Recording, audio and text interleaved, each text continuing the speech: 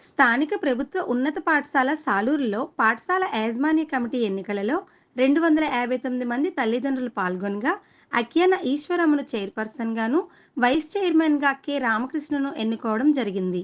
DEO B Rajkumar పర్యవేక్షణలో ప్రధాన ఉపాధ్యాయులు దత్తి అప్పలనాయుడు, సాఫ్ట్ సెక్రటరీ కెవి సత్యనారాయణ మాస్టర్ గారు మరియు ఉపాధ్యాయ బృందం నిర్వహణలో ఈ ఎన్నికలు ప్రశాంతంగా జరిగిందని తెలియజేశారు.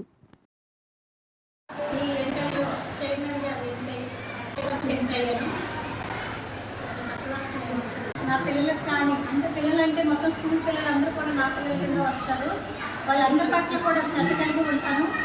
నా వంతు సహాయంగా నేను ఏమేమి చేయగలను అన్నీ చేసి పెడతాను.